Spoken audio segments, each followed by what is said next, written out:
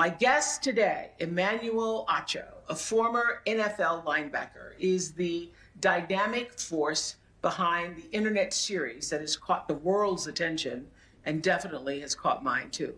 He calls it Uncomfortable Conversations with a Black Man.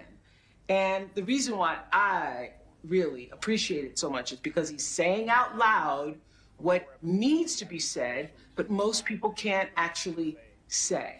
He's having the uncomfortable conversations needed in this moment to out racial inequity and racism for exactly what it is. The reason why I adore Emmanuel so much is because he is speaking to people's hearts and understands that it really is a heart issue. And you all are the ones who are going to be able to change the way your friends, your colleagues, your white family members begin to see racial injustice and racial inequities in this country. That's where it happens. It's going to happen at your kitchen table and in your living rooms and in your soccer games that's where it's going to happen. And your ability to have that influence wherever you are and to speak up wherever you are, to share your heart, I think that's how we bring about change. What was it about this moment that you said, I got to do something? You know, Oprah, I felt a calling. I felt a commissioning to do something. I could no longer trust the world to heal this problem on its own, but I said, you know what? I have to take a stand myself. I grew up in all white culture, going to an affluent white high school, and then I play in the NFL and I play football in college, and I'm with now all black people. And what I realized is very similar to a foreign language. If you're ever going to be fluent in something, you have to be immersed in that culture. So I was fully immersed in white culture, fully immersed in black culture, and realizing the divide is because of a lack of communication. Well, I know how to communicate with both parties, so I'm simply going to do that. I live in this white community and I don't have black friendships, and I think that question plagues me. If you're not careful, you'll just find yourself. Here's what I told my friends with their white children. I said, y'all live in a white cul-de-sac, in a white neighborhood, in a white city, in a white state.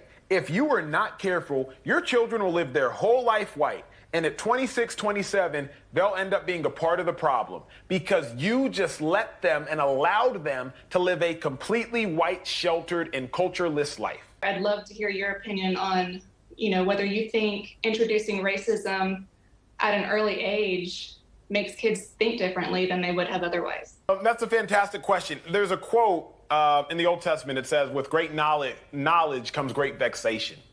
And so the problem in our society, the problem with being a human is the older you get, the more you learn and the more you know. But the more you know comes more vexation. You have to introduce your child to racism at a young age because ignorance may be bliss for some group of people, but ignorance is pain, death, and suffering for another group of people. My question is, how can I help my people and other non-Black people of color understand that so many of our struggles and issues are interconnected, and if our communities can come together, we can really build each other up and really help each other?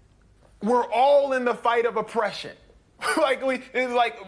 All people of color. Right now, we're just focused on black people and these black lives because the black people are currently dying at the hands of white people and getting away with it. It's not just that they're and getting away with it. That's the caveat we need to remember.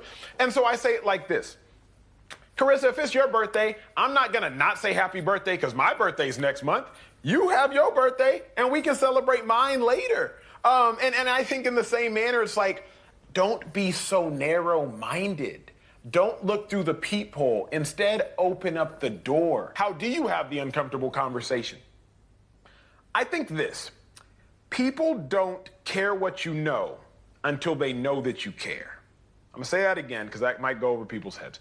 People do not care what you know until they know that you care. There is a reason that on my first episode, I say, my white brothers and sisters, this is for you. Come into my safe space. Because I'm prefacing with, hey, I care about you.